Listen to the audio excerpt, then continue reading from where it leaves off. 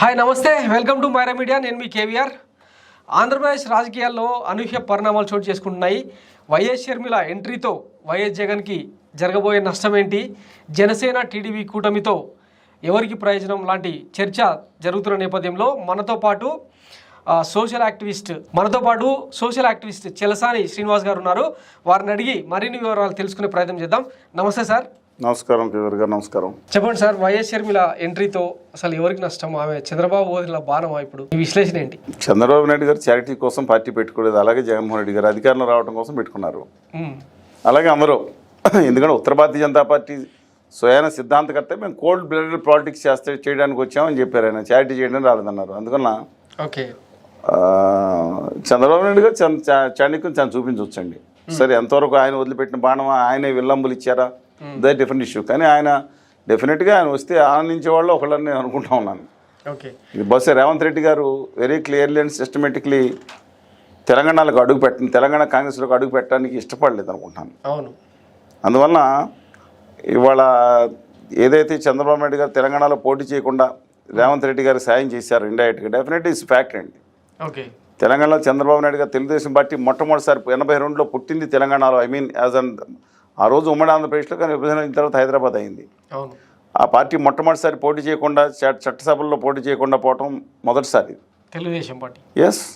Telugu Desam party ఇవాళ కూడా ఆదిలాబాద్ జిల్లా నుంచి మహబూబ్నగర్ జిల్లాలో అవతల గద్వాల దగ్గర నుంచి అవతల అశ్వరాపేట దగ్గర నుంచి ఈ మూలకు వచ్చిన హుజూర్ నగర్ వరకు కూడా ప్రతి చోట అభిమానులు ఇవాళకి ఉన్నారు. ఓటింగ్ ఇంపాక్ట్ ఉంది. ఇవాళ తెలంగాణ సమాజానికి ముఖ్యంగా బలుగు బలహీన వర్గాలకి ఎంతో లాభం చేసిన వ్యక్తిగా ఎన్టీ రామారావు గారి పేరు ఉంది. అట్లాంటిది మరి ఏ కారణాల వల్ల ఓడిపోవటం వేరండి. అది ఓడిపోతే ఆంధ్రప్రదేశ్లో ప్రభావవంతంగా ఆ పార్టీ బాగుండాలని కోరుకునే వాళ్ళు ఎవరైనా సరే ఆ పార్టీ పోటీ చేయాలని కోరుకున్నారు. కానీ చంద్రబాబు నాయుడు గారు అది సరే చెక్క అనుకోండి, వ్యూహం అనుకోండి, ఏదైనా కానివ్వండి, ఆయన చేయటం అనేది రేవంత్ రెడ్డి గారు ఉపయోగపడింది. రేవంత్ రెడ్డి గారు తను కూడా తన సాయం డెఫినెట్గా చంద్రబాబు నాయుడు గారు చేస్తారనే భావన ఉంది. అందువల్ల ఆయన తెలియకుండా ప్రయోగించారా, తెలిసి ప్రయోగించారా, కావాలని ప్రయోగించారా, ఏదన్నా కానీ అనుకోవచ్చు. షర్మిల గారు తిరిగి ఆంధ్రప్రదేశ్ రాజకీయాలు రావటం వల్ల డెఫినెట్గా చంద్రబాబు నాయుడు గారి హస్తం ఉండొచ్చండి. మనమేం గొప్పకొని మీ ఇలాంటి జర్నలిస్టులు కాదు, కిటికీలో తొంగి చూసి ఉందే హస్తం ఉందే అని చెప్పడానికి. మీరు గతంలో అంటే అందరికంటే ముందు ఆమె వైఎస్ షర్మిల కాదు, మురుసుపల్లి షర్మిల శాస్త్రి అని మీరు కాయిన్ చేసి, ఎప్పుడు శాస్త్రి నేను పదాలు పెట్టనండి. అలా వచ్చినప్పుడు డెఫినెట్గా ఎస్ ఆవిడ ఎవరో మాట్లాడుతున్నారు ఆంధ్రప్రదేశ్ రాజకీయాలకు వస్తారని చెప్పి డెఫినెట్గా రేవంత్ రెడ్డి గారి మీద ఆవిడ కొడంగల్ మీద మాట్లాడారు చూశారు. బహుశా ఆవిడ ఒక రాజశేఖర రెడ్డి బిడ్డగా నిలబడింది కాబట్టి ఒక ఏటికి ఎదురు ఆవిడ తెలంగాణలో పాదాల మీద నడిచిన యాత్ర ట్రోలింగ్ కూడా అయింది తెలుసు కదండి, లక్షల మంది వచ్చారు. అలాగే ఆవిడ ఇంకోటి కూడా ట్రోలింగ్ అయింది. ఆడపిల్లని ఎందుకంటారు, ఆడపిల్ల కాదు మీ భార్య ఎక్కడ ఉన్నారని చెప్పి ఒక టీవీలో మోడరేటర్గా ఉన్న వ్యక్తి గారి పర్సనల్ విషయాలు కూడా మాట్లాడి చాలా గట్టిగా చెప్పారు. నేను డెఫినెట్గా నాకు ఉంది, ప్రపంచంలో ఉంది ఒకటి తెలంగాణ అన్నారు ఆవిడ. మేము మెట్టింటూ ఉండకూడదని ఎలా చెప్తారు మీరు, నేను ఇక్కడ బిడ్డని కన్నా అని స్పష్టంగా చెప్పారు ఆవిడ. కానీ అక్కడ రేవంత్ రెడ్డి గారి వ్యవహార శైలిని పరిశీలిస్తే మాత్రం ఆవిడ రెండు సార్లు అనుచితంగా మాట్లాడారన్నట్టు నా దృష్టికి. ఒకటి రేవంత్ రెడ్డి గారి మీద, శంకర్ నాయక్ గారి మీద. కానీ ఆవిడ మీద అనేక విధాలుగా అక్కడ అనేక పార్టీలు, బీఆర్ఎస్ పార్టీ కానీ కాంగ్రెస్ పార్టీ కానీ చాలా గట్టిగా విమర్శించాయి. కానీ విచిత్రం ఏంటంటే ఉత్తర భారతీయ జనతా పార్టీని గట్టిగా ఆవిడ విమర్శించలేదు. దాని మీద 2-3 సార్లు మాట్లాడారు. భారతీయ జనతా పార్టీని గట్టిగా ఏమనలేదు. 2-3 సార్లు తవలపాయతో కొట్టినట్టు ఒకళ్ళే, తలుపు చెక్కతో కొట్టినట్టు ఒకళ్ళని చేసినట్టు కనపడతా ఉంది. బట్ ఎనీవే మా దురదృష్టం అవన్నీ. ఇప్పుడు నేనేంటంటే నాకు ఆవిడలాగా నేను ఒక ప్రాంతాన్ని వదులుకోలేదు, తెలుగు జాతి మొత్తం కావాలనుకున్నా. మీరున్న మహబూబ్నగర్ జిల్లాకి వెళ్ళి అక్కడ చెంచుల కోసం అమరాబాద్ నుంచి మధ్యలో మడుగోతుకు చెంచు హెల్త్ క్యాంప్ పెట్టిన వ్యక్తిని. అలాగే ఆదిలాబాద్ అన్నా, భద్రాచలం ప్రాంతం అన్నా, అలాగే కోవిడ్ వచ్చినప్పుడు అన్ని ప్రాంతాలు తెలంగాణలో 3 జిల్లాలు కూడా మేము మిత్రులు కలిపి N95 మాస్కులతో శానిటైజర్స్ అంతా సప్లై చేసిన వ్యక్తిని ఉచితంగా. మిగతా కోస్తా రాయలసీమ ప్రాంతాల్లో ఒకటి. కానీ వారు వద్దనుకున్నారు ఆంధ్రప్రదేశ్ నాకేంటి సంబంధం. ఆంధ్రప్రదేశ్లో అత్యంత దారుణంగా మమ్మల్ని ఇంతకుముందు ప్రభుత్వం కూడా నేను పాలకొల నుంచి మా ఊళ్ళో ఓటకు 40 సంవత్సరాల నుంచి అక్కడే ఉంది.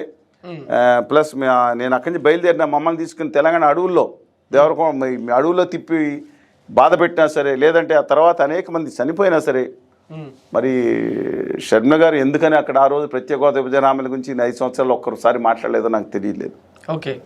నేను అది కూడా తప్పట్టను. గత హాని సవరించుకుని వచ్చినందుకు ఆహ్వానిద్దాం. కానీ రాజకీయాలు మీరు నేను అందుకని నా అభిప్రాయాలు స్పష్టంగా ఉన్నాయి. గట్టిగా పోరాడిన వ్యక్తి ఆవిడ. కానీ ఆంధ్రప్రదేశ్ నాకు Dedication సంబంధం ని లేదన్నారు. తప్పు పట్టలేం. ఏదండి? ఆవిడ డెడికేషన్ ని తప్పు పట్టలేం. ఆవిడ ఒక సిద్ధాంతానికి ఆవిడ చాలా గట్టిగా ఏది ఆవిడ చేశారు. ఒక మహిళగా ఎన్ని అవమానాలు ఎదుర్కొన్నారు ఆవిడ, ఆయన నిలబడ్డారు, దట్స్ ఫైన్. కానీ ఆంధ్రప్రదేశ్ వరకు నాకు సంబంధం లేదని చెప్పారు. కంపేర్ టు తెలంగాణ, ఆంధ్రప్రదేశ్లో ఇంకా అంతకంటే ఘోరంగా దారుణంగా ఉంటాయి. ఇప్పుడు మా మాజీ మంత్రి నిరంజన్ రెడ్డి గారు ఒకనొక సందర్భంలో మంగళవారం వరదలని కామెంట్ చాలా అసహ్యకరమైన సంబోధనలు. అంతకంటే ఘోరంగా వస్తాయి కదా. ఇప్పుడు మరి వాటన్నిటిని ఆమె ఎట్లా? ఆవిడ పర్వాలేదు, అక్కడ బేస్ ఉంది. రాజశేఖర రెడ్డి గారి అభిమానులు తెలంగాణలో ఎంతమంది ఉన్నారు, అక్కడ అత్యధికంగా ఉన్నారు. పైగా ఆవిడ లైన్ తీసుకున్నారు. నేను క్రిస్టియన్స్ గురించి ఏం చేశారు, క్రిస్టియన్ ముఖ్యమంత్రిగా ఉన్నా అని గట్టిగా మాట్లాడిన వ్యక్తి. అందువల్ల ఒక పక్కన ఉత్తర భారతీయ జనతా పార్టీ తన మతంతోనూ తన కులంతోనూ తర్వాత దుర్మార్గంగా హేయంగా ఆంధ్రప్రదేశ్కి నమ్మక ద్రోహాన్ని ఏమంచం చేస్తా వాళ్ళు చేస్తూ ఉన్నారు. ఇప్పుడు వీరు ఇంకో రాజకీయాల్లో ఇంకో మతాన్ని తీసుకొచ్చారు. ఓకే, చంద్రబాబు నాయుడు గారు ఇంతకుముందు క్రిస్టియన్ ముఖ్యమంత్రి అని చంద్రబాబు నాయుడు గారు జగన్మోహన్ రెడ్డి గారిని అంటం జరిగింది, మళ్ళీ రెండోసారి వీడు అంటం జరిగింది. ఇప్పుడు రాజకీయాలు ఎక్కడ దిగజారిపోతాయో నాకు అర్థం కావట్లేదండి. ఆంధ్రప్రదేశ్కి కావాల్సిన హోదా, విభజన హామీలు, అక్కడ రైతాంగ సమస్యలు, అలాగే కాకుండా అంగన్వాడీలో మహిళల మీద 1,06,000 మంది మహిళల మీద అన్యాయంగా అక్కడ ఇబ్బంది అక్కడ పెడతా ఉన్న సందర్భంలో ఎస్మా చట్టం ప్రయోగించారు, డిస్మిస్ వరకు వచ్చి అంతలో పోలీసులు దాష్టికం జరిగిన సందర్భంలో ఆ విషయాలు ప్రాధాన్యత రాకుండా వ్యక్తిగత విషయాలు ప్రాధాన్యతకు వస్తుంటే బాధాకరంగా ఉంటుంది నాకు. ఓకే, దురదృష్టం అండి. ఆంధ్రప్రదేశ్కి దురదృష్టం ఏంటంటే మాకు అందరు పాలకులు ప్రత్యేక హోదాని విభజన హామీలను వాడుకోవటంలో ఒకళ్ళు వాడుకోవడానికి దాని ప్రజల్ని మోసం చేయడంలో అందరు రాజకీయ నాయకులు, ముఖ్యమైన రాజకీయ అదర్దైన వామపక్షాలు కానీ కాంగ్రెస్లో మొదటి నుంచి రఘువీరెడ్డి గారు కానీ వారే రోజు తప్పట్టడానికి లేదండి. నేను మాతో కలిసి పనిచేశారు, ఓటు సంతకాలు ఉద్యమం చేశారు, వాళ్ళ వరకు నేను తప్పట్టను. మిగతా వాళ్ళందరూ రాజకీయాలకు వాడుకుంటా చూశారు, ఆంధ్రప్రదేశ్ భావితరాలతో ఆడుకుంటున్నారు భవిష్యత్తు అని చెప్తున్నా. ఇక షర్మిల గారు ఆంధ్రప్రదేశ్కి వస్తే డెఫినెట్గా వారి ఇంపాక్ట్ గట్టిగా ఉంటుందండి. ఓకే, ఏ మేరకు ఉండొచ్చు అంటారు ఆమె ప్రభావం? ఇప్పుడు అంటే ఆమె చీల్చబోయే ఓటు బ్యాంకు ఎవరికి నష్టం, ఎవరికి లాభం? చాలామంది విశ్లేషణ చేసేవాళ్ళు ఏం మాట్లాడుతున్నారంటే ఎవరికి వాళ్ళు అన్వయించుకుంటున్నారు. యాంటీ ఎస్టాబ్లిష్మెంట్స్ ఓట్లు చేర్చడానికి జగన్ గారు ప్రయోగించిన బాణం ఏది మీకు తెలియదని ఒక బ్యాచ్. మళ్ళీ వాళ్ళ విశ్లేషణకు నేను జోహర్లు చెప్పలేను, కానీ వాళ్ళ విశ్లేషణలకి వాళ్ళు డ్యూ రెస్పెక్ట్స్ దేవ్. అలాగే వైఎస్ఆర్ కాంగ్రెస్ పార్టీలో కూడా కొంతమంది ఇది అడ్వాంటేజ్ అయిపోయింది మాకు అనుకుంటాను. నా అభిప్రాయం స్పష్టంగానే ఉంది. ఇంతకుముందు కూడా సూటిగా స్పష్టంగా తెలంగాణ ఎన్నికల సమయంలో కూడా ఈ మైరా టీవీలో ఎన్ని సీట్లు వస్తాయి కూడా చెప్పాను. కానీ అలాగే ఆంధ్రప్రదేశ్కి కేసీఆర్ గారు లాస్ట్ ఎలక్షన్ ఆంధ్రప్రదేశ్లో జరిగిన క్రితం ఎలక్షన్లో 141 స్థానాలు పైన వస్తాయని చెప్తాను. ఇంతకుముందు కూడా 2014 ఏం జరిగిందో సరే దురదృష్టవశాత్తు వాళ్ళ దురదృష్టవశాత్తు నేను చెప్పిన రైట్ అవుతా ఉన్నాయి. నేనే జగడపాటి గాలిగోపాల్ గారు, సారీ ఆయన పేరు కాదు, లగడపాటి రాజగోపాల్ గారి లాగా నేను సర్వేలు ఏదో చేశాను, రిలీజ్ చేయలేను. అనేక మంది సిఫారసులు కనుక్కుంటాను. నా సొంత స్వచ్ఛందంగా స్వతంత్ర వ్యక్తిత్వంతో ఉండే ఒక క్యాడర్ గట్టిగా నాకుంది. అందువల్ల వాళ్ళ అభిప్రాయాలు బట్టి చెప్తున్నాను. అందువల్ల షర్మిల గారు కనుక ఆంధ్రప్రదేశ్లో కనుక ఉంటే ప్రభావం ఉంటుందండి. ఆ ఉండటం కూడా ఇంపాక్ట్ 10 ఓట్లు కనుక ఆవిడ చీల్చుకుంటే 6 నుంచి 7 ఓట్లు ఖచ్చితంగా వైఎస్ఆర్ కాంగ్రెస్ పార్టీ ఓట్లు. ఓకే, మీరు ఎలాంటి విశ్లేషణ చేసుకోండి, మీరు సర్వేస్ చేసుకోండి నేను చెప్తాను. ఎందుకంటే కాంగ్రెస్ పార్టీ రూపాంతరం చెంది వైఎస్ఆర్ కాంగ్రెస్ పార్టీ అయింది. కాంగ్రెస్ పార్టీని ఆనందం నమ్ముకున్న బీసీలులో ఒక వర్గం కానీ, ఎస్సీలు, ఎస్టీల్లో మైనార్టీలు వీరందరూ వైఎస్ఆర్ కాంగ్రెస్ పార్టీకి ఆయుపట్టుగా ఉన్నారు. అలాంటి సందర్భంలో వాళ్ళు డెఫినెట్గా వీరు తీల్చుకునే ఓట్లు డెఫినెట్గా 10 ఓట్లు తీసుకుంటే 6 నుంచి 7 ఓట్లు వైఎస్ఆర్ కాంగ్రెస్ పార్టీ ఓట్లే. ఒకవేళ వైఎస్ జగన్ కాదనుకుంటే మరి ఆ చీలాల్సిన ఓట్లు టీడీపీ జనసేన ఆ 2 ఓట్లు నేను చెప్తున్నాను. వైఎస్ఆర్ కాంగ్రెస్ పార్టీలో ఉండి అసంతృప్తిలో ఉన్న వాళ్ళు చంద్రబాబు నాయుడు గారిని, జనసేన పవన్ కళ్యాణ్ గారిని ఒక దేవుడిగా చూస్తారు నేను అనుకోను. రాజశేఖర రెడ్డి గారి ఆశయాలతో ఉన్నా, రేపు పొద్దున్న మైనార్టీస్తో ఉన్నా, రేపు వాళ్ళిద్దరూ ఉత్తర భారతీయ జనతా పార్టీతో ఒక ఆల్రెడీ అలానే ఉన్నారు. తెలంగాణలో గౌరవ నాయకులుగా ఉన్న కళ్యాణ్ బాబు గారు అలానే పోటీ చేస్తున్నారు. వాళ్ళు ఎలా వేస్తారు అనుకుంటున్నారు? వాళ్ళకి ఎట్టి పరిస్థితుల్లో పడే ఓట్లు కాదండి అది. ఇంకో చోటకి వామపక్షాలు నిజంగా నిజాయితీతో నిబద్ధతతో పోరాడే వాళ్ళు ఏమన్నా వామపక్షాలకు వేయాలి అసలు యాక్చువల్గా. కానీ వాళ్ళు షర్మిల గారు వచ్చారు. అందువలన రాజశేఖర రెడ్డి గారు ట్యాగ్ లైన్ ఎవరు కాదనుకున్నా, ముర్చిపల్లి అనుకున్నా, ఆడు వైఎస్ షర్మిగా వారు ప్రకటించుకున్నా ఇంటి పేరు ఉంచుకోవచ్చు, వాళ్ళ మహిళ ఇష్టం. లేదా భర్త పెడితే మీరు పిలవచ్చు, నేను పిలవచ్చు, లేదా వేరే వాళ్ళు పిలవచ్చు. కదా వైఎస్ షర్మిల గారు ఏదైతే ఉన్నారో ఆవిడ ఆ ట్యాగ్ లైన్ ఉంది కాబట్టి తీసుకుంటున్నారు కాబట్టి డెఫినెట్గా ఎక్కువ ఓట్లు ఆవిడకి వస్తాయి. యాంటీ ఎస్టాబ్లిష్మెంట్ ఓట్లు జగన్ గారి పడ్డని తెలుగుదేశానికి వెళ్ళే 2-3 ఓట్లు కూడా ఆవిడకి వస్తాయి. దీనివల్ల అంతిమంగా అత్యధికంగా వైఎస్ఆర్ కాంగ్రెస్ పార్టీకి నష్టం జరుగుతుంది. ఇది మీరు technical analysis. Okay, you have an other angle, ఇంకో యాంగిల్ కూడా ఉంటుందండి. ఏదది? నైతికమైన యాంగిల్. ఓకే. రేపు పొద్దున వీరు గట్టిగా మాట్లాడారు, జగన్ రెడ్డి అని మాట్లాడారు. జగన్ రెడ్డి అని జగన్మోహన్ రెడ్డికి నేనన్నా జగన్మోహన్ రెడ్డి గారిని పిలుస్తాను. జగన్ రెడ్డి అనేది పిలవకూడదని కాదండి, బట్ ఆ పదజాలంలోనే ఒక అహంకార ధోరణి కనిపిస్తుంది కదా. ఇంకొకటి అండి, ఆవిడ స్వచ్ఛందంగా ఇప్పుడు జగన్మోహన్ రెడ్డి గారి లాగా ఇంట్రోవర్ట్ కాదు, ఆవిడ ఇంట్రోవర్ట్ కాదు. ఆవిడ ఏం మాట్లాడారు, ఇలా కేటీఆర్ గారిని మీరు ఇంటర్వ్యూలో చూడలేదా, కేసీఆర్ గారి కొడుకా అన్నారు. అందుకని ఆవిడ సర్కాసిజం బహుశా ఉండవల్లి గారు ఏమైనా టిప్స్ ఇచ్చారో అని తెలియదు కానీ నాకు ఈ ఆంధ్రప్రదేశ్ రాష్ట్రంలో వ్యంగ్యం చెప్పాలంటే కాపీరైట్ ఉండవల్లి గారిదే. ఎవరు విభేదించిన ఎవరు విభేదించకపోయినా మార్చుకున్నారు కదా, జగనన్న గారు అని పిలుస్తానని. ఇప్పుడు మీకు కష్టమైతే పిలుస్తానన్నారు, మళ్ళీ తర్వాత మళ్ళీ మాట్లాడారు. సరే ఏదేమైనా సరే అంతవరకు వెళ్ళిపోయింది. దాని తర్వాత పీక్స్కి ఎప్పుడు జరుగుతుంది, హూ కిల్డ్ మై బాబాయ్ అని చెప్పి ఆవిడ ఎప్పుడైతే అనలేదు, అనొచ్చో లేదో అంటారులేదు తెలియదు కానీ అంత పీక్స్కి వెళ్ళిపోయిన నేపథ్యంలో జగన్మోహన్ రెడ్డి గారు నైతికంగా దెబ్బ తగులుతుంది.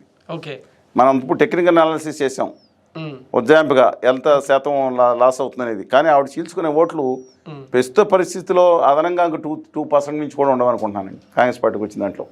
వీళ్ళు 10% ఓట్లు వేసుకున్నారు, 15 సీట్లు నెగ్గుతారు, నేను అలా అనుకోవట్లేదు.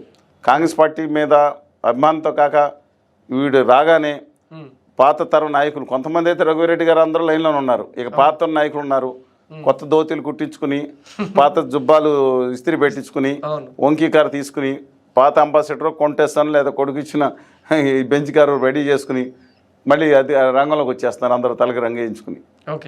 మరి వీళ్ళందరి వల్ల లాభం ఉండకపోయినా వైఎస్ఆర్ కాంగ్రెస్ పార్టీ తెలుగుదేశం పార్టీలోని టిక్కెట్లు రాని బలమైన నేతలు కొంతమంది ఉన్నారు. వాళ్ళు డెఫినెట్గా వాళ్ళు త్రిముఖ పోటీలో విజయం సాధించే అవకాశం ఉంది ఒకళ్ళిద్దరన్నా. అది మాత్రం రఘువీరెడ్డి గారు త్రిముఖ పోటీలో చేస్తారని ఆయన పోటీ చేసి చాలా తక్కువ ఓట్లు వచ్చినాయి.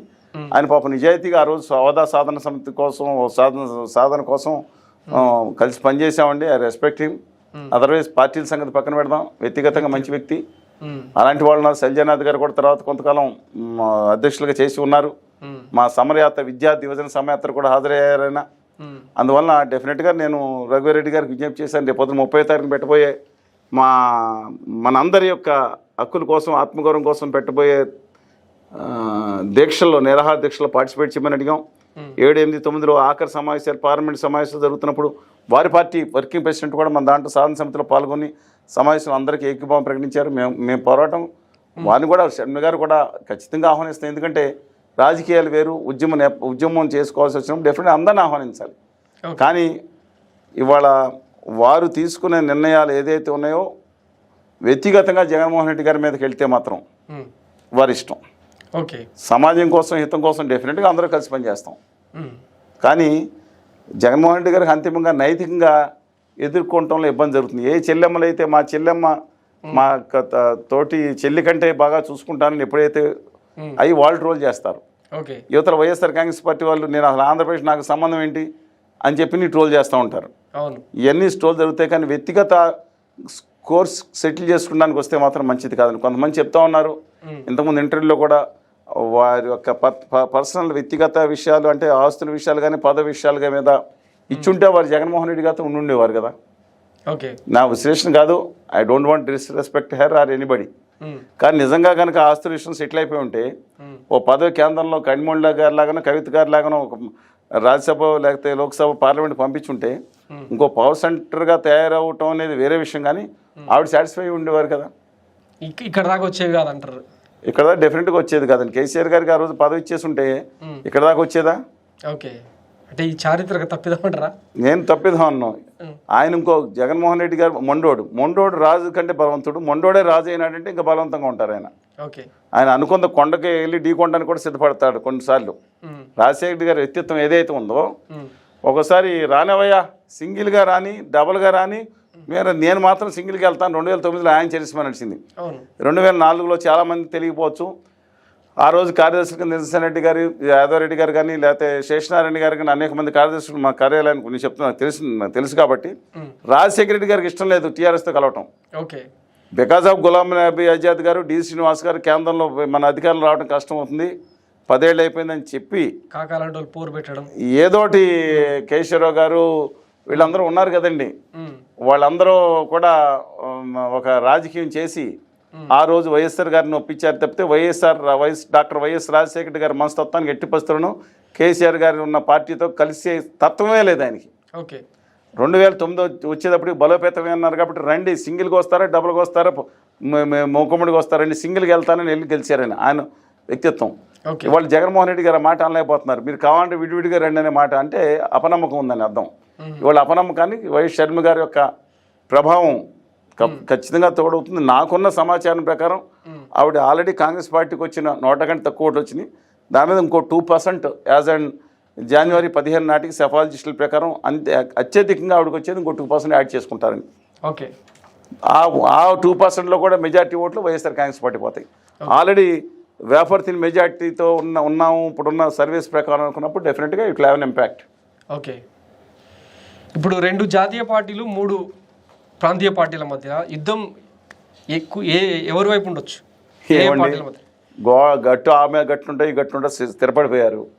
ఇవాళ విచిత్రం ఏంటంటే డాక్టర్ రాజశేఖర రెడ్డి గారి కుటుంబ సభ్యులు ఒకళ్ళు రాష్ట్రంలో అధికారంగా ఒక పార్టీకి అధ్యక్షత వహిస్తూ ముఖ్యమంత్రిగా ఉంటే ఇంకొకళ్ళు దేశంలో ప్రధాన రాజకీయ పక్షంగా ఉన్న ముఖ్యమైన ప్రతిపక్షంగా ఉన్న గుర్తింపు వచ్చిన రాపైన కాంగ్రెస్ పార్టీకి అధ్యక్షురాలుగా ఉన్నారు. రాజశేఖర రెడ్డి గారు పిసిసి అధ్యక్షులుగా ఉన్నారు. వారి ఇవాళ కాంగ్రెస్ పార్టీకి పిసిసి అధ్యక్షురాలుగా ఉన్నారు. అవును, ఇది ఒక కుటుంబం. రెండో కుటుంబంలో ఎన్టీ రామారావు గారి కుటుంబంలో ఒక ప్రాంతీయ పార్టీకి రాష్ట్రంలో ప్రధాన ప్రతిపక్ష నేతగా గుర్తింపు పొందిన ప్రధాన ప్రతిపక్ష నేతగా ఉన్న ఒక ప్రాంతీయ పార్టీ అధ్యక్షులు ఒకరుంటే దేశంలో రాజ్యం చేస్తున్న ఉత్తర భారతీయ జనతా పార్టీకి స్థానిక అధ్యక్షురాలుగా వారి కుమార్తె ఉన్నారు. ఇది విచిత్రంగా ఉంది. 2 పార్టీలకు ఎలాగో ఈ జనసేన అనే పార్టీ ఆల్రెడీ అటాచ్ అయిపోయి ఉంది ఉత్తర భారతీయ జనతా పార్టీ. 4 పార్టీలకు 2 కుటుంబాలు ప్రాతినిధ్యం వహిస్తాయి. 2 కుటుంబాలు, 5వ పార్టీ కూడా ఈ కుటుంబంతో అసోసియేట్ ఉంది, ఇండిపెండెంట్ గా లేదు. విచిత్రంగా ఉన్నట్టు మీరు రాజకీయాలు కూడా విచిత్రంగా ఉన్నాయి. నేను అందుకని చెప్తున్నాను, వారసత్వ రాజకీయాల కంటే కూడా కుటుంబ రాజకీయాలు ఖచ్చితంగా స్వతంత్ర వ్యక్తిత్వం కలిసిన రావాలా, నా అభిప్రాయం అదండి. అందువల్ల ఇవాళ డెఫినెట్గా she will have lot of impact on Andhra Pradesh politics. మీరు అనుకున్నంత వాళ్ళు అనుకున్నంత double digit 10% I don't think so. Okay అది 2029కి అవుతుందో లేదో తెలియదు, జగన్మోహన్ రెడ్డి గారు కాడి పాడేస్తే అవుతుందో తెలియదు. బట్ ఇవాళ చూస్తూ ఉంటే అందరూ జగన్మోహన్ రెడ్డి గారిని టార్గెట్ చేస్తూ ఉన్నారు. కానీ సర్వేలన్నీ మోస్ట్లీ జగన్ వైపే ఉన్నాయి కదా సార్. నేను చెప్పంటారా, బీఆర్ఎస్ సర్వేలు ఎన్ని ఉన్నాయి? మా ఇద్దరం మీ టీవీలో ఇక్కడ మాట్లాడాను. మెజార్టీ సర్వేలు కాంగ్రెస్ కు, మెజార్టీ సర్వేలు ఆఖరిలో కాంగ్రెస్కి వచ్చింది. మొట్టమొదటి నుంచి ఏ విధంగా వెళ్తుంది అనేది నా మెజార్టీ సర్వేలు వాళ్ళ ఇండిపెండెంట్ సర్వీస్ మీరు ఎవరిని తీసుకోండి. నేను మళ్ళా చెప్తున్నాను, మీరు జిల్లాల వారికి చెప్పన్నా చెప్తాను. నేను కన్సిస్టెంట్గా మాట్లాడుతున్నా. ఓకే ఇవాళ ఒక అద్భుతం అంటే జగన్మోహన్ రెడ్డి గారు రేపొద్దున కులగన్నను చేపట్టి బీసీలకి ఇచ్చాము, ఒక ఏదో విప్లవాత్మకమైన మార్పు తీసుకొస్తే తప్ప రాజకీయాలు డైనమిక్గా ఉంటాయి, స్టాటిక్గా ఉండవు. జనవరి 15 ఉన్నది, మార్చి 15 ఉండకపోవచ్చు, ఏప్రిల్ 16వ తారీఖు ఎన్నికలు అంటా ఉన్నారు, అటు ఇటు జరగవచ్చు. కానీ ఈ నేపథ్యంలో నా అభిప్రాయం ప్రకారం మీరు డిసెంబర్ ఆఖరిన లేదా జనవరి 15 తీసుకున్న ప్రకారం కూడా తెలుగుదేశం, వామపక్షాలు, జనసేన కానీ కలిసి పోటీ చేస్తే 110 స్థానాలు తక్కువ కాకుండా వస్తాయండి. ప్రసారమైన 21 నేను. మన కొన్ని సర్వే సంస్థలు ఇది కాంగ్రెస్ పార్టీకి 35 నుంచి 72 వరకు ఇచ్చారు, ఇంకో 100 వరకు ఇవ్వాల్సింది చెప్తున్నానండి. నేను ఫిగర్ మినిమమ్ 105-110 స్థానాలు తక్కువ కాకుండా వచ్చే అవకాశం ఉంది వామపక్షాలు, తెలుగుదేశం మరియు జనసేన కలిస్తే. మీరు ఒక్క విజయనగరం జిల్లాలో మాత్రమే గట్టి పోటీ ఇచ్చే అవకాశం ఉంది. ఉత్తర ఆంధ్రాలో, ఉత్తర కోస్తా 5 జిల్లాలో, వెస్ట్ గోదావరిలో గట్టి పోటీ కూడా లేదండి. ఈస్ట్ గోదావరి కాండ ఉండవల్లి గారి ఒపీనియన్ కూడా మీరు తీసుకోండి. ఎవరికి పార్టీ నేను అప్పుడు మీరు ఇన్ని అడుగుతున్నప్పుడు ఏ పార్టీ అని అడిగే అవకాశం కూడా ఉంది. దిక్కుమాలి ట్రోలింగ్ బ్యాచ్ రెడీగా ఉంటారు కదా దీనికి ఇప్పుడు చూసేవాళ్ళు. నేను ఒకటే చెప్తున్నా, మీ నియోజకవర్గాల్లో మీ ఇష్టమైన నిజాయితీ కలిగిన అభ్యర్థి ఓటేయండి. ఏ పార్టీ అయినా పర్వాలేదు, ఇండిపెండెంట్ అయినా పర్వాలేదు, ఓటేయమని కోరతాను నేను. ఇదే నేను విజ్ఞప్తి చేస్తే 2019 విజ్ఞప్తి చేస్తే 14లో 9లో కూడా చెప్పాను రాష్ట్రం అంతా తిరిగి. కాబట్టి హోర్డింగ్స్ చూసుకోండి. మీ రాష్ట్రం అంతా హోర్డింగ్స్ ఉన్నాయి, ఇంతకుముందు ఇంకా ఉంటాయి స్టిక్కర్స్ ఏమన్నా మీరు చూసుకోండి. ఏ అభ్యర్థి అయినా పర్వాలేదు, నిజాయితీ కలిగిన వాళ్ళు ఓటేయమని చెప్తాను. నాకు పార్టీ ఏంటి చెప్పండి. అందువల్ల నా అభిప్రాయం ప్రకారం మీరు అలా గోదావరి జిల్లాలు ఈ ఉత్తర కోస్తా 5 జిల్లాలో ఉన్న 60 సీట్లలో ఇప్పటికీ నేను భావిస్తున్నాను 50 సీట్లు, దాదాపుగా 50 సీట్లు కూటమికి వస్తాయంటారు. వామపక్షాలు, జనసేన మరియు తెలుగుదేశం పార్టీ కూటమి గెలుచుకునే అవకాశం ఖచ్చితంగా కనపడుతుంది. అదే చిత్తూరు జిల్లా అయితే లేదా కడప జిల్లా కానీ ఈవెన్ కర్నూలు జిల్లా కానీ ఈ మూడు జిల్లాల్లో వైఎస్ఆర్ కాంగ్రెస్ పార్టీ అత్యధిక స్థానాలు గెలుచుకునేటట్టు కనపడుతుంది. ఓకే, నా అభిప్రాయం ఇంతకుముందు చెప్పిన దానికి దీనికి 19-20 ఫరక్ ఉండాలి తప్పితే ఎక్కువ తేడా లేదండి. కోస్తాంధ్రలో ఎలా ఉండే అవకాశం ఉంది? మిగతా జిల్లాలు 5 జిల్లాలు, ఉత్తర కోస్తా 5 జిల్లాలు ఉన్నాయి, దక్షిణ కోస్తా కృష్ణా, గుంటూరు, ప్రకాశం, నెల్లూరు. కృష్ణా, గుంటూరు ఒక విధంగా ఉండే అవకాశం ఉంది. అవతల 34 సీట్లు, ఉత్తరాంధ్ర 34 సీట్లు, శ్రీకాకుళం, విజయనగరం, విశాఖపట్నం, గోదావరి, అలా గోదావరి జిల్లా 34 సీట్లు, కృష్ణా, గుంటూరు 33 సీట్లు, ఇది 2 సీట్లు, ఏది ప్రకాశం, నెల్లూరు 22 సీట్లు. ఈ విధంగా మనం విశ్లేషణ చేసుకుంటే కొంచెం ఆ ప్రాంత పరిస్థితులు ఒక విధంగా ఉంటాయి కాబట్టి, ఎందుకంటే నెల్లూరు జిల్లాలో ఉమ్మడి జిల్లాలోనే భాగం చీల్చి కొంత ప్రకాశం జిల్లా ఏర్పాటు చేశారు, మిగతా ప్రాంతాలతో కలిపి కర్నూలు జిల్లాలో ఉన్న ప్రాంతం కానీ గుంటూరు జిల్లాలో ఉన్న ప్రాంతాలు కానీ తెలుసు. అందుకని నేను ఆ విధంగా సారూప్యత ఉంటుందనే విషయంతో ఆ విధంగా మాట్లాడుతున్నాను. ఓకే, గుంటూరులో అమరావతి ఇష్యూ కానీ మిగతా ఇష్యూస్ ఏదన్నా కానీ దానివల్ల ఎక్కువ సీట్లు, దానికని మిగతా ఎక్కువ సీట్లు తెలుగుదేశం, జనసేన కూటమి గెలిచేటట్టు కనపడతా ఉంది. ప్రకాశం జిల్లాలో వైఎస్ఆర్ కాంగ్రెస్ పార్టీ ప్రభావం ఉంటుంది. పశ్చిమ ప్రాంతంలో మాత్రం పాత కర్నూలు జిల్లాలో కానీ మిగతా మెట్ట ప్రాంతాల్లో మాత్రం వైఎస్ఆర్ కాంగ్రెస్ పార్టీ అధిక స్థానాలు గెలిస్తే అవకాశం ఉంది.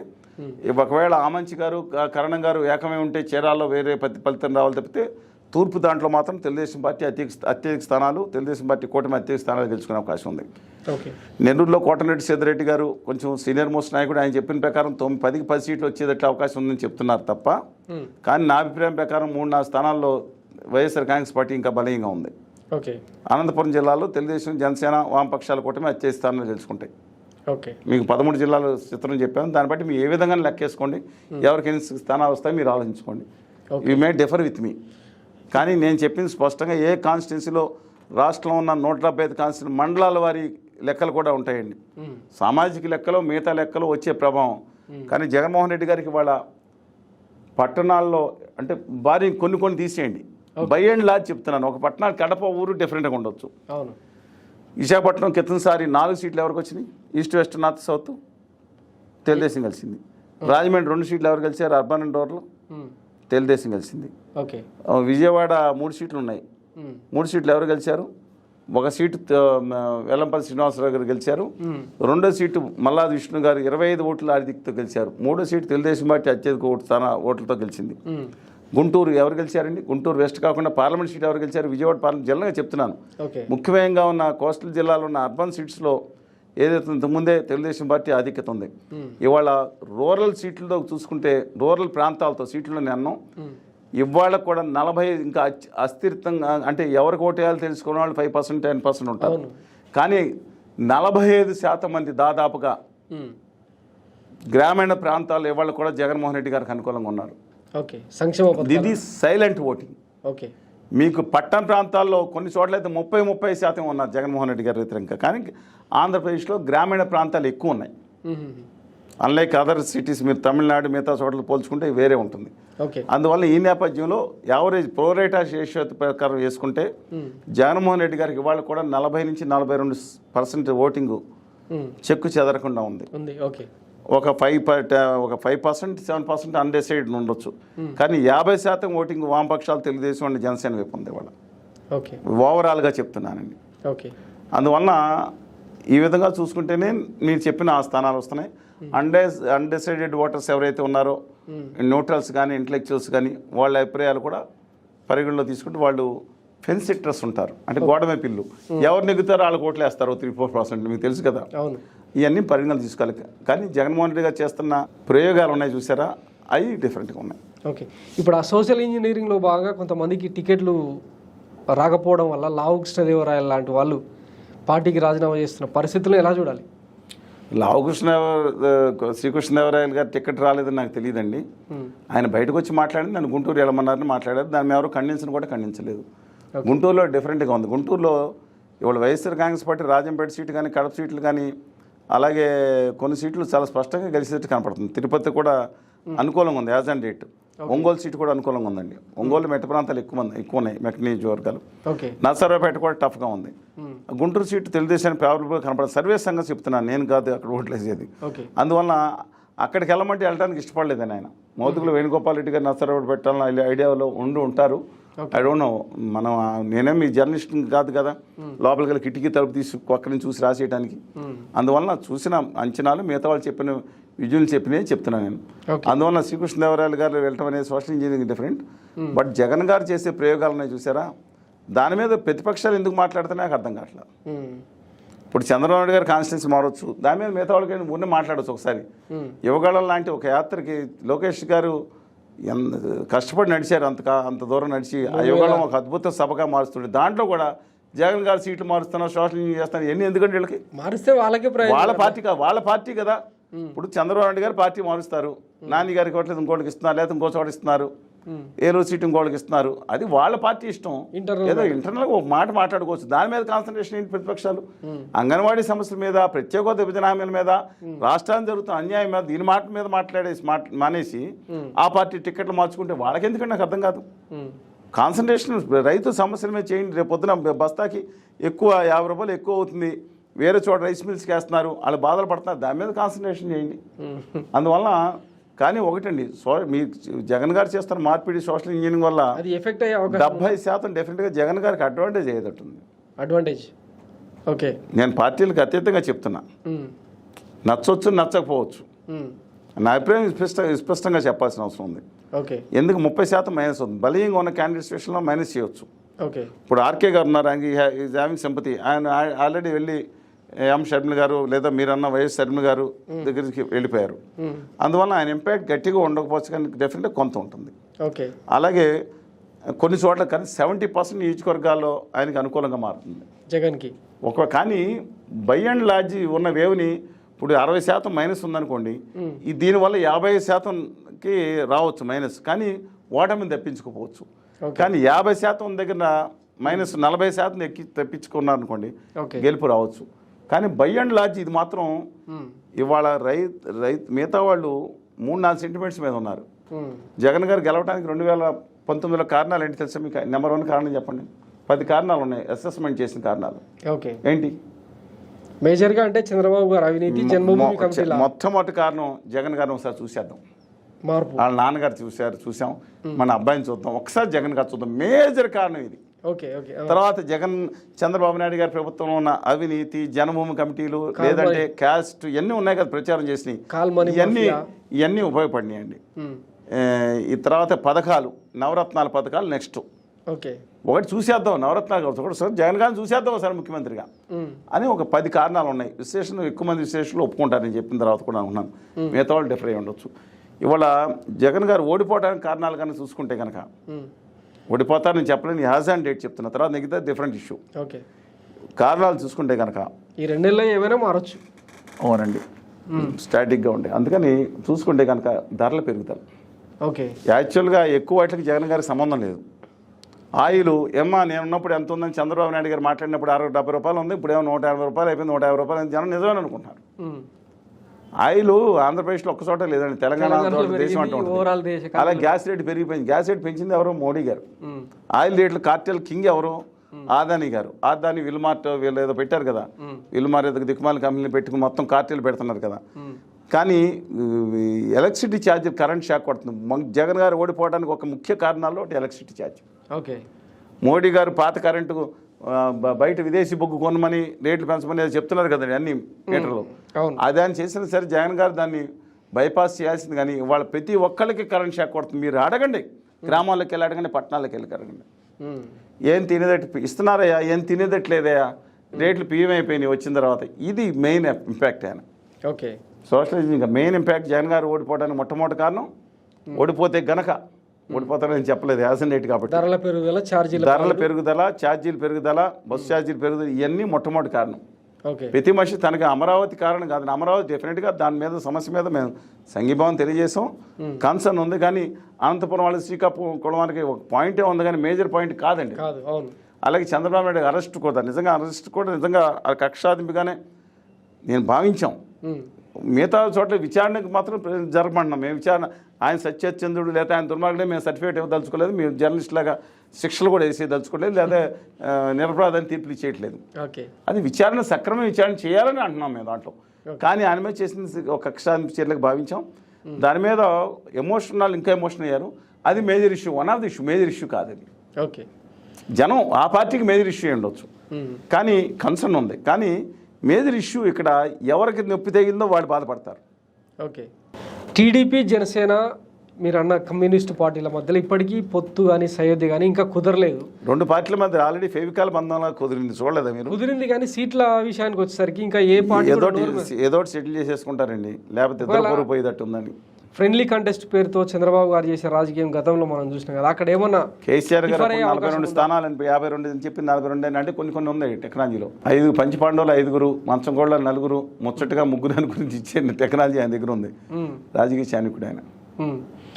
అంటే సీట్ల ప్రకటన తర్వాత ఈ కూటమిలో ఏమైనా చీలికలు వచ్చే అవకాశం ఉందా? నేను అనుకుంటలేదండి. వామపక్షాలతో ఉండకుండా మెయిన్ ఇష్యూ ఉత్తర భారతీయ జనతా పార్టీ కలవచ్చు. ఓకే, శ్రీమతి పురంధేశ్వరి గారు బీజేపీ రాజమండ్రి నుంచి పోటీ చేస్తారని ఒక బయట బాగా ప్రచారం సాగుతుంది. అలాగే రాజంపేట, హిందూపురం, అది అరకు సీట్లు ఎలాగో వైఎస్ఆర్ కాంగ్రెస్ పార్టీ 7 స్థానాలకి 5 స్థానాలకు వేసేటట్టు కనపడుతుంది. అందుకని ఇచ్చేస్తారు, నోబడీస్ బేబీ అనుకుంటారు వాళ్ళు. అందువలన బీజేపీతో వస్తే మాత్రం సీట్లు 110-115 స్థానాలు అబవ్ అనుకుంది, కొంత తగ్గొచ్చు. కానీ అధికారం మేము మాత్రం ఒకటి కోరుతున్నాం, బీజేపీతో పరోక్ష ఒప్పందంలో ఉన్న వైఎస్ఆర్ కాంగ్రెస్ పార్టీ ఉన్నా తుక్కుగా ఓడిపోవాలని కోరుకుంటాం.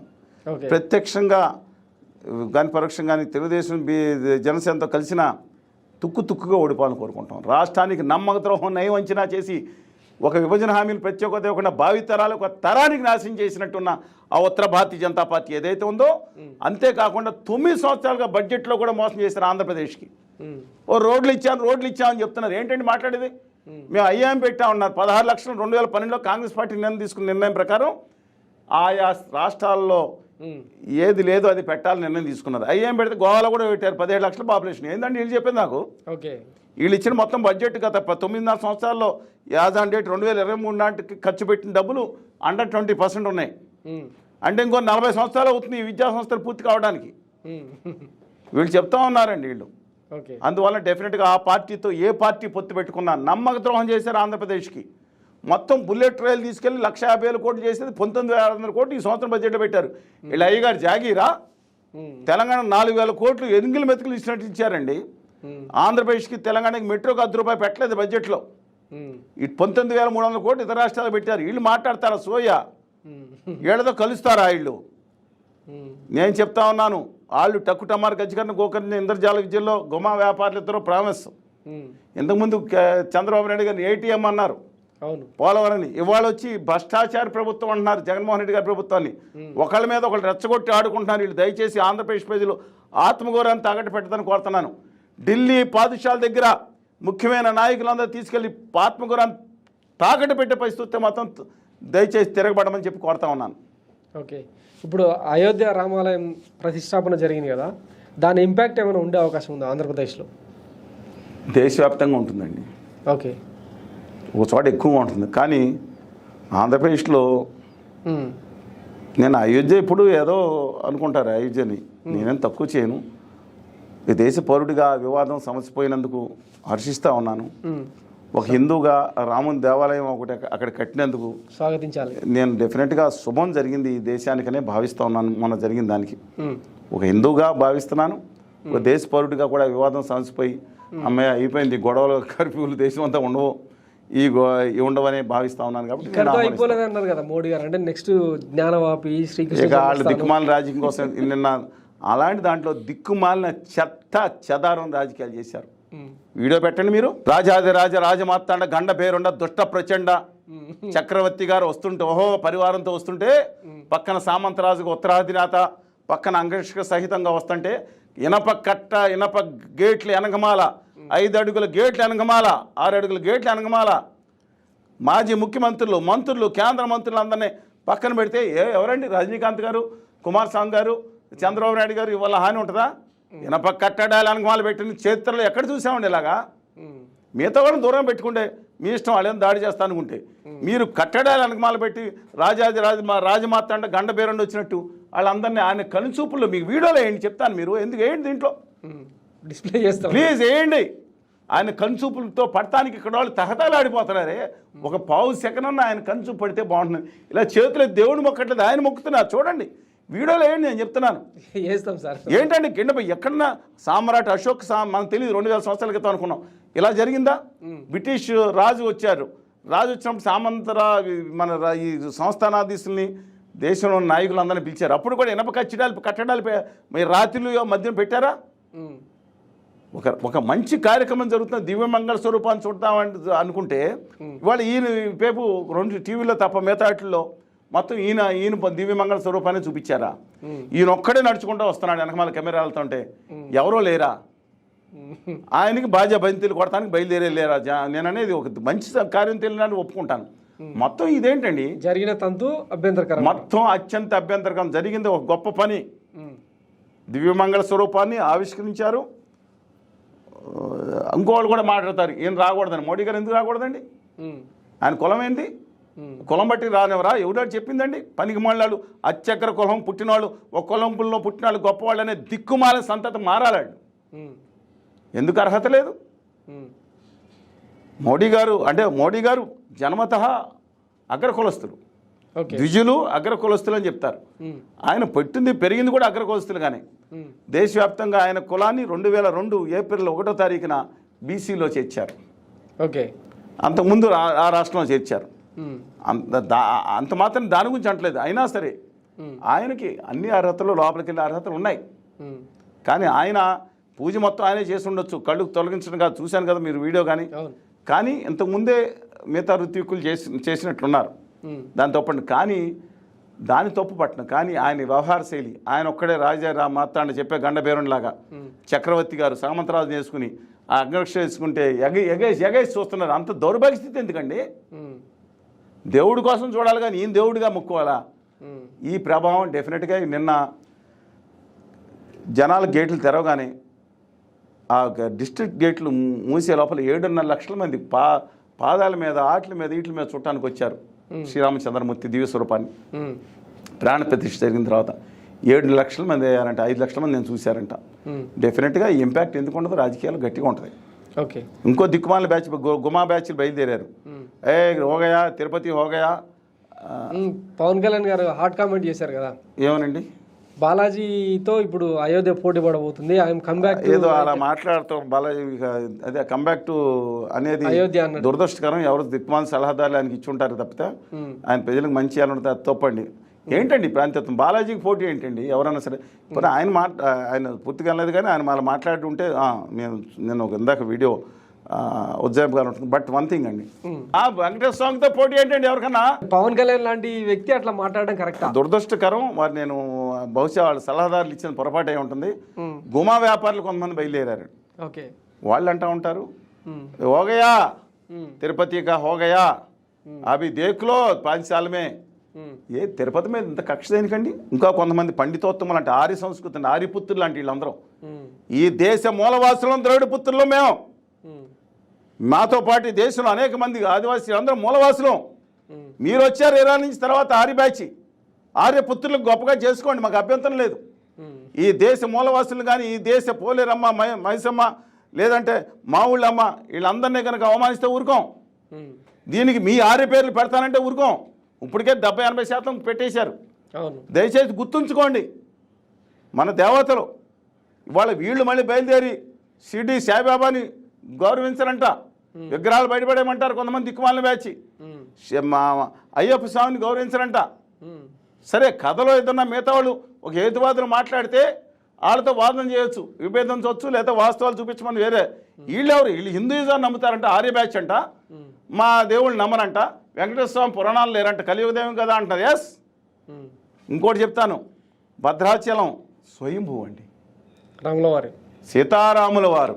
రాముల వారు ఒక్కళ్ళే లేరు, సీతారాముల వారు లక్ష్మణ భర్త శక్తిగా వాళ్ళు. తర్వాత వీరు ఎవరు కాకుండా మన ఆంజనేయ స్వామి అందరూ ఉంటారు అక్కడ. స్వయంభువే వెలిసింది. ఇప్పుడు మీరు ఇవాళ కావాలంటే ఎపిక్ ప్రపంచంలో ఉన్న సైంటిస్టులు తీసుకొచ్చి పెట్టించండి. నేను పెట్టలా, వాళ్ళు ప్రాంతీయవాదం తీసుకొచ్చి అవుతున్నారు. మా దేవాలయం దేవుళ్ళు గొప్పలు ఏంటండి?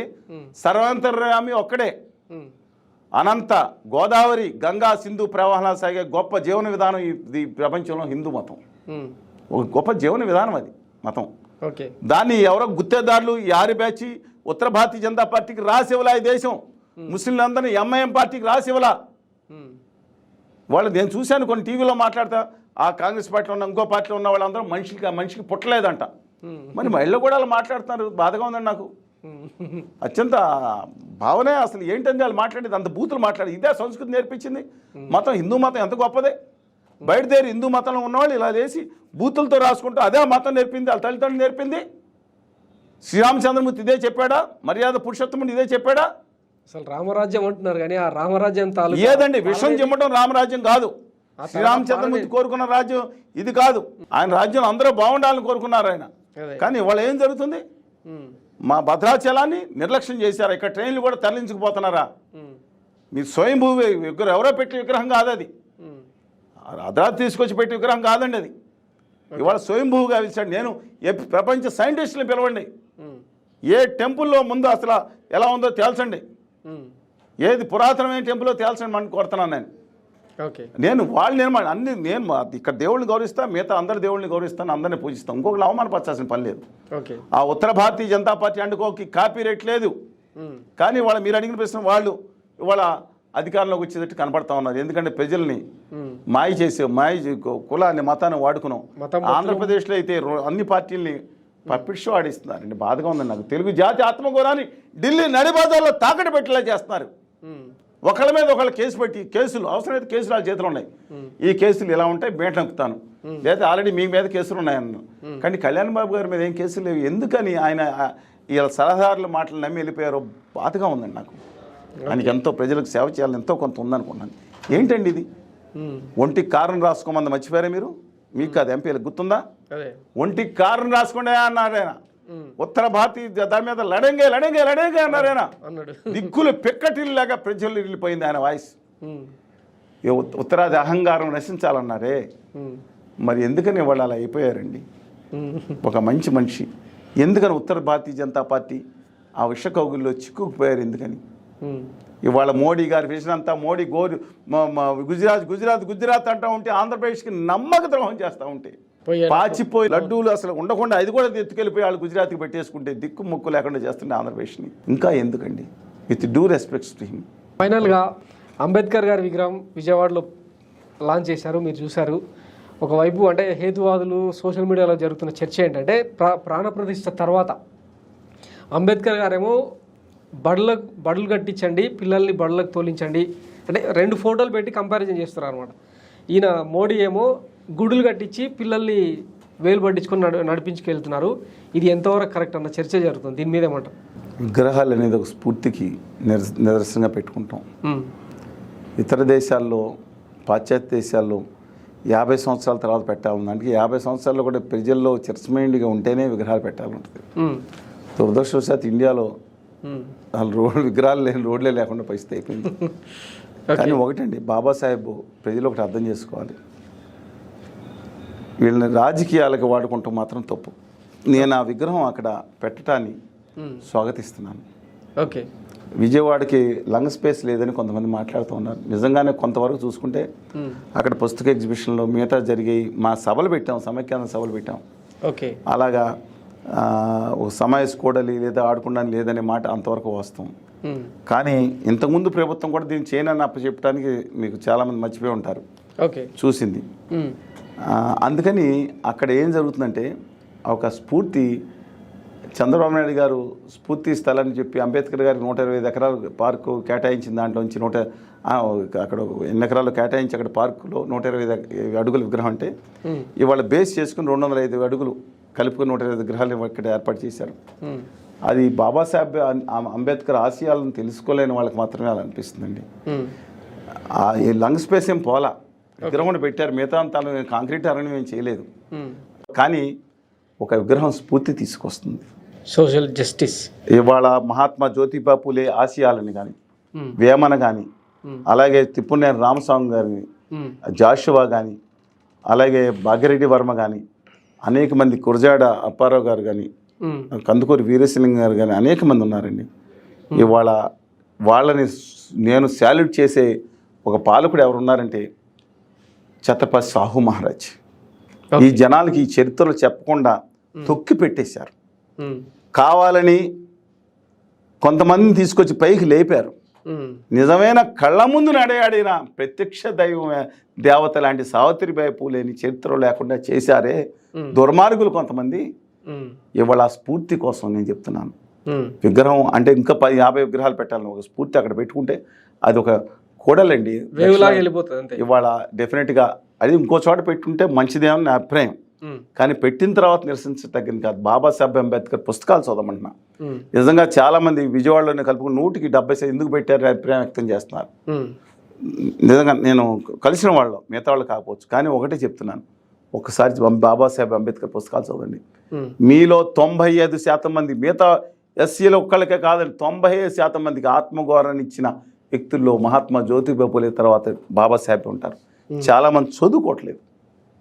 వాళ్ళు చదువుకుని విభేదిస్తే విభేదించండి అంతే తప్ప కానీ ఒకటి ఉంది, ఒక మనిషిని ఒక కులమే ఓన్ చేసుకుంటే, ఒక పార్టీ ఓన్ చేసుకుంటే మిగతా వాళ్ళు దూరం అవుతారు.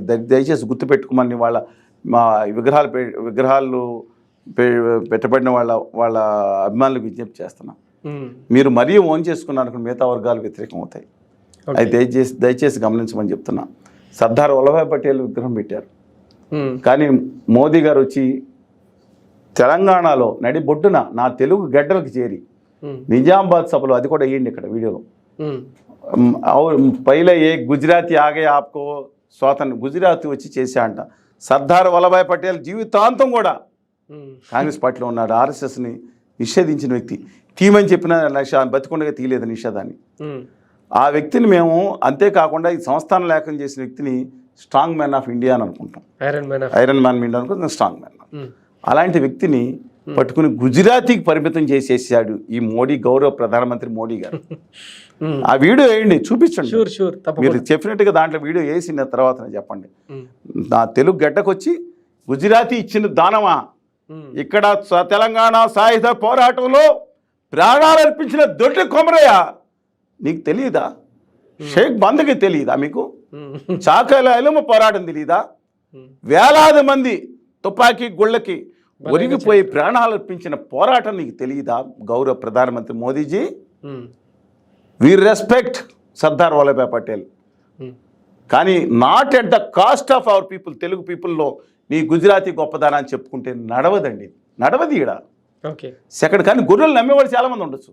సెకండ్ పాయింట్ అన్న, అది కూడా ఏంటి వీడియో, ఔరే గుజరాతీ బేటాగయామయ్య అంటున్నాడు ఆయన. మీరు గౌరవ ప్రధానమంత్రిగా మా దేశం అంతటికి తండ్రి పాత్రలో ఉంటారు, ప్రధానమంత్రి పోస్టుగా. మీరు అలాంటి వచ్చి నిజంగా వీరు రెస్పెక్ట్. ప్రధానమంత్రి మోదీ గారు ఉన్న సందర్భంలో, ఈ దేశాలకు వెళ్ళిన సందర్భంలో ఆయన ఎవరిని అవమానిస్తే నేను ఒప్పుకోనండి. నా దేశ ప్రతిష్టకు చిహ్నం నా ప్రధానమంత్రి. ఇప్పుడు రాష్ట్ర ముఖ్యమంత్రి రేవంత్ రెడ్డి గారు ఉన్న, అక్కడ జగన్మోహన్ రెడ్డి గారు ఉన్న, చంద్రబాబు నాయుడు గారు ఉన్న, కేసీఆర్ గారు ఉన్న, బయట ప్రాంతాలకు వెళ్ళినప్పుడు తప్పు చేస్తే విమర్శించండి, ఆయన వ్యక్తిత్వం చేయొద్దు.